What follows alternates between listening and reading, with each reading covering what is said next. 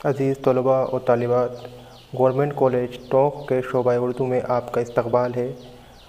Us on line درس و تدریس کے سلسلے میں آج ہماری کلاس کا موضوع ایم اے فائنل کے چھٹے پیپر تنقید اور تحقیق کا پہلا ٹاپک تنقید اور اس کی ماہیت ہے۔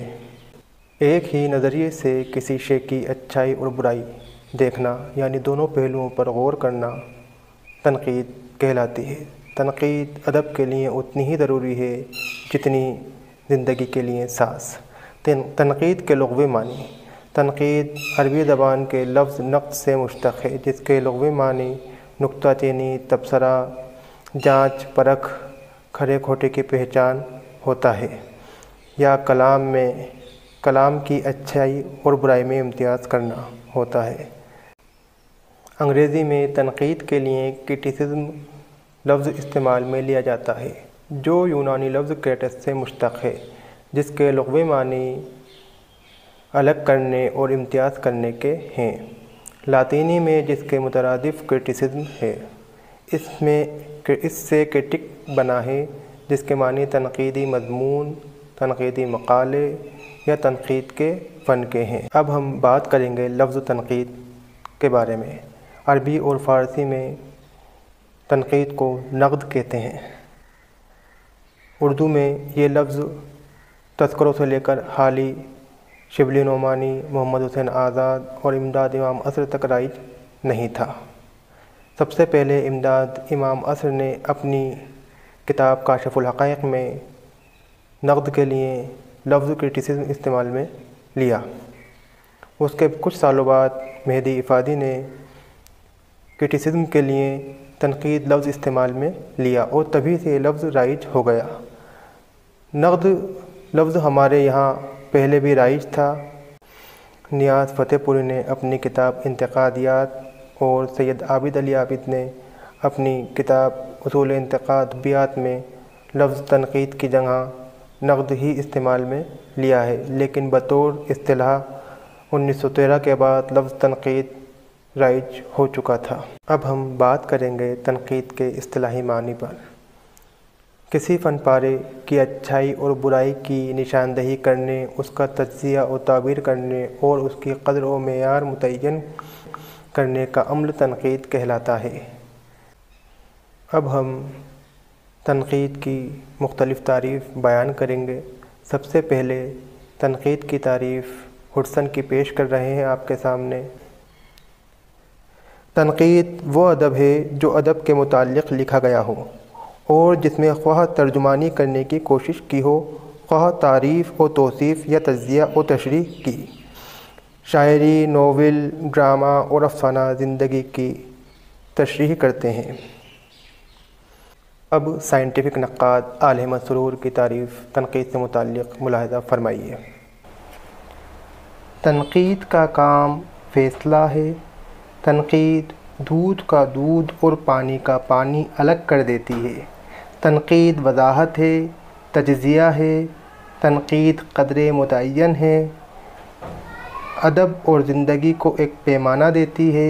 تنقید انصاف کرتی ہے، ادنیٰ اور اعلیٰ، جھوٹ اور سچ، پست اور بلند کے معیار قائم کرتی ہے۔ تنقید ہر دور کی ابدیت اور ابدیت کی عصریت کی طرف اشارہ کرتی ہے۔ تنقید ادب میں ایجاد کرنے اور محفوظ رکھنے دونوں کا کام انجام دیتی ہے۔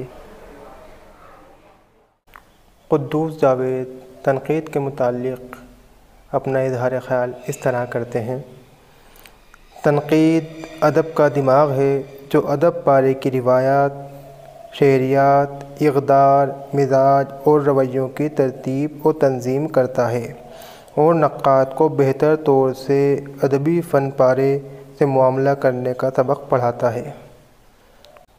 قدوس جاوید کے بعد اب ہم آپ کے سامنے جدید اور مابعد جدید نقاد ابوالکلام قاسمی کی تنقید کی تعریف پیش کر رہے ہیں کہ ان کے مطابق تنقید کیا ہے۔ ابوالکلام قاسمی فرماتے ہیں: ادبی تنقید شعر و ادب کی پرکھ اور اس کی اہمیت اور قدر و قیمت کو سمجھنے اور سمجھانے کا نام ہے۔ تنقید کے دائرہ کار میں تعریف و تحسین بھی شامل ہے اور فن پارے کے نقائص کی نشاندہی بھی۔ ان تعریفوں کی تشریح کی جائے تو ہمارے سامنے کچھ نکات روشن ہوتے ہیں جو اس طرح ہیں۔ پہلا، تنقید کا تعلق ادب سے ہے۔ دوسرا، ادب کے حسن اور قبح پر رائے دہی کرنا۔ تیسرا، ادب کی وضاحت اور تشریح سائنٹیفک طریقے سے کرنا۔ چوتھا، تحسین کے جذبے سے سرشار ہو کر صرف اس کے اچھے پہلوؤں کی نشاندہی کرنا۔ پانچواں، ادبی دنیا میں ادب، تخلیق یا فن پارے کا معیار متعین کرنا، اس کی قدر شناسی کرنا۔ اگلا ہے فن پارے کی جمالیاتی پہلوؤں پر روشنی ڈالنا۔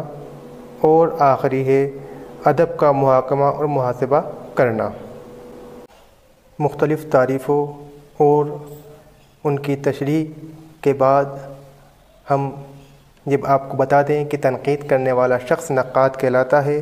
نقاد کے لیے ضروری ہے کہ وہ تنقیدی شعور رکھتا ہو، ذوق سلیم ہو اس کے پاس، اس کا مطالعہ وسیع ہو، اور خاص بات یہ کہ وہ سخن فہم بھی ہو۔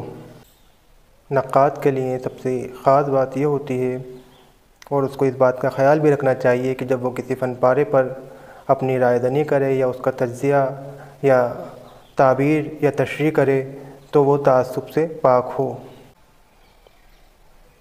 تنقید کے منصب اور ماہیت کو ایک واضح ڈھانچہ عطا کرنے کے لیے تنقید کی دو قسموں پر نظر ڈالنا ضروری ہے۔ پہلی قسم نظریاتی تنقید اور دوسری قسم عملی تنقید۔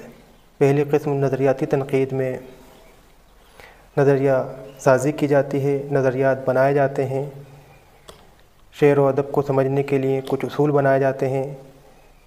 شعر کیا ہوتا ہے، ادب کیا ہوتا ہے، اس کی اہمیت کیا ہے، اس سے کیا فائدہ ہو سکتا ہے، اس کو کیسا ہونا چاہیے، یہ سب سوال پیدا کیے جاتے ہیں، اور جو بھی جواب ہمارے سامنے آتا ہے وہ اصول کہلاتے ہیں، نظریہ کہلاتے ہیں۔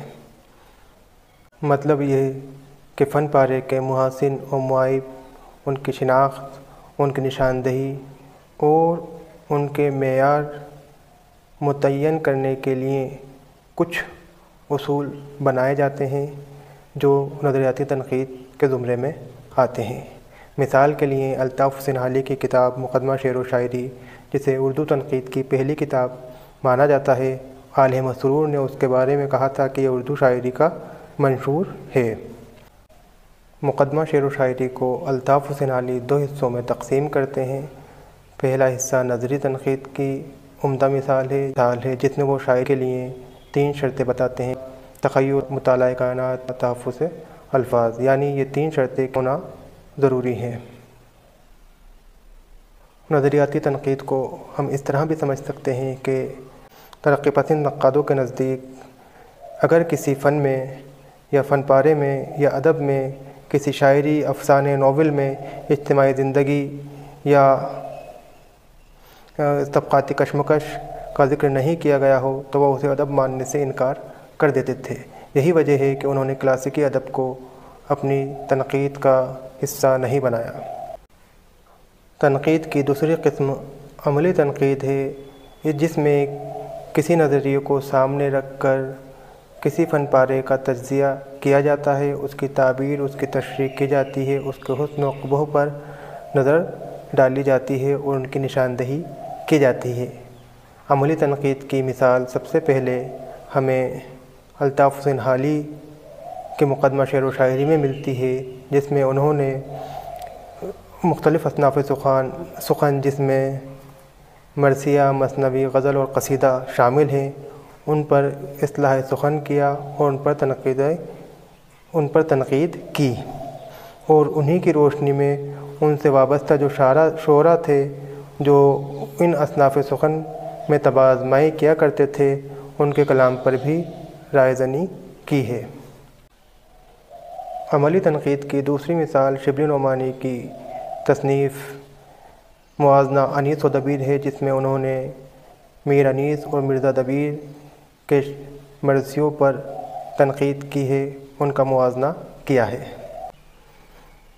تنقید کی تعریف اور اس کی اقسام کے بعد ہم بات کریں گے اس کی ماہیت کے بارے میں، یعنی تنقید کی وہ کون سی خوبیاں ہیں کہ جو اسے ادب کے لیے ناگزیر بتاتی ہیں۔ تنقید کی پہلی خوبی ہے کہ وہ فن پارے میں موجود محاسن اور معائب کی تلاش کرتی ہے اور یہ بتاتی ہے کہ فن پارے میں کیا کمی ہے۔ مثال کے لیے رتن ناتھ سرشار کا ناول فسانہ آزاد، یہ ناول لکھنؤ کی تہذیب کی عکاسی کرتا ہے، اس کی زبان کی عکاسی کرتا ہے، ایک عمدہ مثال ہے، لیکن اس کی جو کمی ہے وہ ہے اس کا اسلوب، اس کے اسلوب میں جھول ہے، یہی چیز تنقید دیکھتی ہے۔ حالانکہ تنقید میں زیادہ تر خوبیاں بھی دیکھی جاتی ہیں۔ کولرج کا ماننا ہے کہ تنقید میں ہمیشہ خوبیاں ہی دیکھنی چاہیے۔ اگر کوئی شخص میرے پاس آئے اور مجھ سے یہ بتائے کہ کسی فن پارے میں یہ کمی ہے تو میں اس کو نظر انداز کروں گا، کیونکہ کوئی بھی تخلیق جب پہلی بار وجود میں آتی ہے تو اس میں کچھ نقص ہوتے ہیں۔ اگر وہ شخص مجھے اس تخلیق کی کوئی خوبی بتائے گا تو میں اس کا استقبال کروں گا، کیونکہ اس فن کے جمالیاتی اوصاف پر، اس کے فن پر اور اس کے فکر پر اس شخص کی نظر رہے گی جسے ہم نقاد کہتے ہیں۔ تنقید کی دوسری خوبی ہے فن پاروں کی قدر و قیمت متعین کرنا، یعنی ادبی دنیا میں فن پارے کا کیا مقام ہے۔ مثال کے لیے غالب کے سامنے جب رجب علی بیگ سرور نے پوچھا کہ جناب غالب صاحب داستان فسانہ عجائب بہتر ہے یا باغ و بہار، تو غالب نے کہا کہ باغ و بہار، اور اس کی وجہ یہ بتائی کہ اس میں لطف بیان ہے، یعنی دونوں داستانیں ہیں، باغ و بہار بھی داستان ہے اور فسانہ عجائب بھی داستان ہے، لیکن دونوں کا معیار غالب کی نظر میں ایک نہیں تھا۔ باغ و بہار کو وہ اچھا مانتے تھے اس کے لطف بیان ہونے کی وجہ سے۔ تنقید کی اگلی ماہیت فن پارے میں جمالیاتی اوصاف تلاش کرنا ہے۔ تنقید کی سب سے اہم ماہیت یہ ہے کہ وہ فیصلہ صادر کرتی ہے اور فن پارے کا معیار متعین کرتی ہے اور یہ بتاتی ہے کہ ادبی دنیا میں فن پارے کا کیا مقام ہے۔ اب ہم بات کریں گے تنقید اور ادب کے رشتے کے بارے میں۔ تنقید کی دو جہت ہوتی ہے، ایک داخلی جہت جس کا تعلق ادیب سے ہوتا ہے، دوسری ہوتی ہے خارجی جہت جس کا تعلق تربیت یافتہ قاری یا نقاد سے ہوتا ہے۔ داخلی جہت میں ادیب کا تنقیدی شعور شامل ہے۔ ادیب کے تنقیدی شعور کے بغیر ادب کا تصور ناممکن ہے، وہ اس لیے کہ ادب کے ساتھ ہی ادبی تنقید کا آغاز شروع ہو جاتا ہے۔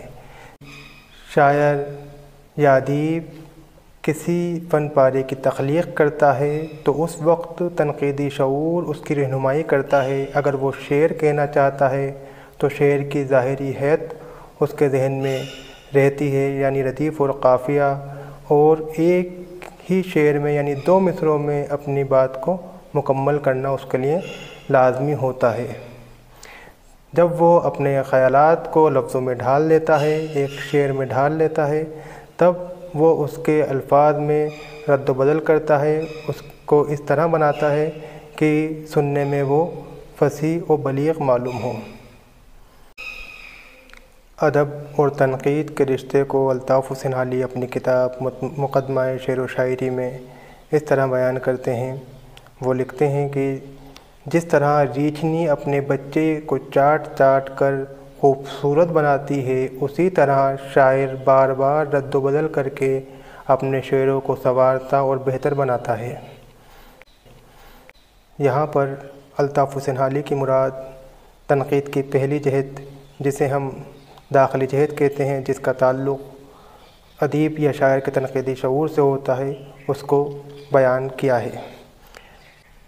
عزیز طلباء، آج کی اس کلاس میں آپ نے تنقید کے لغوی معنی، تنقید کے اصطلاحی معنی، تنقید کی تعریفیں، تنقید کی اقسام، تنقید کی ماہیت اور تنقید کا ادب کے ساتھ رشتہ یہ سب باتیں آپ نے سیکھی ہیں۔ امید کرتا ہوں کہ یہ کلاس آپ کے لیے اور آپ کے امتحان میں فائدہ بخش ثابت ہوگی۔ شکریہ۔